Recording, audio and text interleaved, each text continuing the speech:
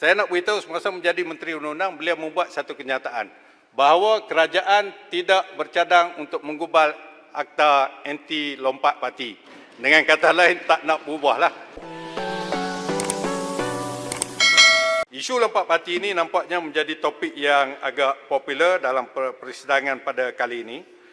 Beberapa ahli parlimen iaitu Bukit Gelugor, Wangsa Maju, Ledang, Batu Sapi dan juga Tawau telah membangkitkan perlunya akta lompat parti. Saya nak sebutkan di sini pada hari ini, Tuan Yang Di-Pertua, bahawa jawapan yang saya akan berikan ini adalah jawapan yang bentuknya sama kalau sekiranya sebelah pembangkang ini jadi kerajaan, sebab ianya merupakan satu perkara perundangan. Berdasarkan kepada perkara 10(1)C Perlembagaan Persekutuan memperuntukkan semua warga negara berhak untuk membentuk persatuan, termasuk parti-parti politik. Atas dasar inilah apabila pada tahun 1992, apabila Kerajaan Negeri Kelantan meminda Perlembagaan Negeri Kelantan memasukkan mana-mana wakil rakyat ataupun adun Negeri Kelantan yang melompat parti, maka dia akan perlu mengosongkan kerusinya. Apabila diluluskan oleh Dewan Undangan Negeri Kelantan pindaan tersebut, menyebabkan 2 orang adun yang melompat parti, iaitu daripada Parti Semangat 46 pada masa itu, telah dilucutkan jawatan mereka. Mereka telah membawa kes ini, apabila dilucutkan kedudukan, mereka membawa kes ini ke mahkamah, sehingga ke Mahkamah Agung. Pada masa itu tidak ada Mahkamah Persekutuan, Supreme Court, Tuan Yang Di-Pertua, iaitu kes Dewan Undangan Negeri Kelantan melawan Nordin bin Saleh 1992, 1 CLJ 343 yang didengar oleh 5 orang hakim, hakim-hakim senior, iaitu Abdul Hamid Omar, Lord President, Harun Hashim, Supreme Court Judge, Muhammad Yusuf Muhammad, Supreme Court Judge, Gan Cik Tuan, Supreme Court Judge, dan Edgar Joseph Jr., Supreme Court Judge. Saya nak sebutkan bahawa oleh kerana dalam negara kita ini mahkamah yang tertinggi di Malaysia iaitu Mahkamah Agung, Supreme Court, yang sama dengan Mahkamah Persekutuan sekarang ini, memutuskan bahawa lompat parti bukan menjadi satu kesalahan. Malahan kalau ada undang-undang yang dibuat berupa sedemikian rupa, maka undang-undang itu diisytiharkan sebagai bercanggah dengan perkara 10(1)C Perlembagaan yang dianggap sebagai tidak berperlembagaan ataupun unconstitutional. Namun demikian, oleh kerana rakan-rakan saya daripada pembangkang yang membangkitkan isu ini, walaupun masa dalam kerajaan mereka tak bangkit, saya nak cadangkan bahawa oleh kerana sekarang ini daripada 14 negeri seluruh Malaysia ni, Tuan Yang Di-Pertua, hanya satu negeri saja yang telah membuat pindaan kepada perlembagaan mereka, di mana mana-mana adun yang melompat terpaksa mengosongkan kerusi mereka, iaitu negeri Pulau Pinang yang diperintah oleh pembangkang. Jadi sekiranya di sebelah pihak pembangkang benar-benar inginkan satu akta lompat parti diwujudkan, saya nak mencadangkan supaya Kerajaan Negeri Pulau Pinang mengambil tindakan untuk mengosongkan 3 kerusi DUN di Dewan Undangan Negeri Pulau Pinang yang melompat, iaitu Dewan Undangan Negeri daripada parti PH dulu, adun Bertam, adun Teluk Bahang dan adun seorang lagi Seberang Jaya.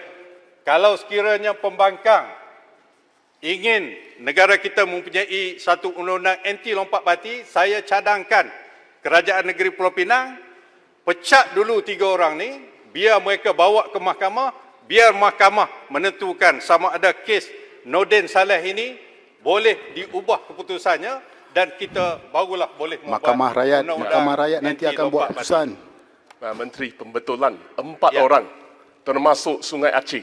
4 orang ya, termasuk Sungai Aceh. 4 orang. 4 akan berbuat demikian pada persidangan DUN pada Oktober.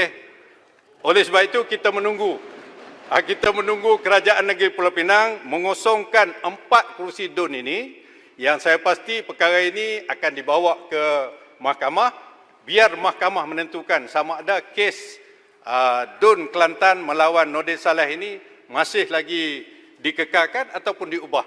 Selepas itu barulah kerajaan akan mengkaji mungkin membuat satu undang-undang anti lompat parti ini. Minta penjelasan. Menteri, minta celah. Kejap. Kulai. Kulai lah. Terima kasih Menteri. Terima kasih Datuk Speaker. Saya nak tanya, apa pendirian Kerajaan Persekutuan sekarang? Tadi yang berhormat Menteri sebut tentang perlembagaan kita. Tetapi perlembagaan itu bukan satu perkara yang tak boleh kita ubah. Macamlah untuk kita pindahlah umur untuk mengundi. Kita mampulah pada zaman Pakatan Harapan, kita mampulah meminda umur minimum untuk undi daripada 21 kepada 18. Jadi saya nak tanya, apa pendirian kerajaan PN sekarang kerana salah seorang yang berhormat Okey, Menteri terima kasih, saya faham. KKMM juga sebut bahawa Saya beliau sokong dan cadangkan untuk yang kita berhormat pindahkan. yang membangkitkan isu ini adalah Batu Sapi, bekas Menteri Undang-Undang. Saya nak beritahu semasa menjadi Menteri Undang-Undang, beliau membuat satu kenyataan bahawa kerajaan tidak bercadang untuk menggubal Akta Anti Lompat Parti. Dengan kata lain, tak nak berubahlah. Jadi apabila duduk sebelah sana, dia pun melompat juga dulu. Kemudian dia buat undang-undang anti lompat. Saya kira itu saja jawapan Jadi apa pandangan Menteri terhadap Menteri Tak apa, KKM saya sekarang? dah jawab Kulai ya. Terima kasih. Seterusnya Menteri. Tuan Yang Di-Pertua, Ledang, boleh? saya ya, Menteri sikit. silakan. Ledang. Ya, terima kasih. Sebenarnya saya lihat perkara ini dari segi konteks kacamata keabsahan dan juga dari segi demokrasi. Sebab itu saya juga bangkitkan dalam perbahasan saya bahawa yang kita mahu ini supaya tidak ada hilang kepercayaan rakyat terhadap sistem demokrasi pilihan raya. Justru saya hanya mencadangkan supaya ada kajian dilakukan dan tidak hanya bergantung kepada apa yang berlaku dalam negeri, di peringkat negeri ataupun mungkin di peringkat yang lain. Tetapi ada satu kajian yang dibuat oleh pihak kerajaan untuk melihat berkenaan dengan isu-isu yang berkait tentang lompat parti, tentang party list ataupun recall election dengan izin. Sebagaimana juga ada disarankan oleh pihak Bersih dan lain-lain. Jadi kajian itu saya harap dapat dilakukan oleh pihak kerajaan tanpa menunggu kepada dia. Terima kasih. Saya nak tegaskan sekali lagi Yang Berhormat Tuan Yang Di-Pertua bahawa mana-mana pun kerajaan, sama ada Perikatan Nasional ataupun Pakatan Harapan, kita mengendalikan pemerintahan dan juga pentadbiran negara berdasarkan undang-undang, berdasarkan kepada perlembagaan. Perlembagaan jelas 10(1)C mengatakan freedom of association dengan izin, kebebasan untuk berpersatuan. Maknanya kita kena pindah ni dulu, menyatakan bahawa tidak boleh bebas untuk berpersatuan. Barulah ianya dianggap tidak bercanggah dengan perlembagaan.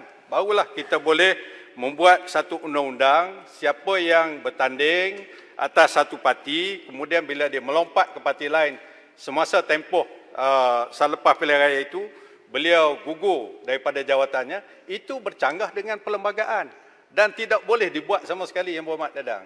Jadi kita cubalah cari cara lain untuk lebih adil. Kita tunggu kes daripada Penang.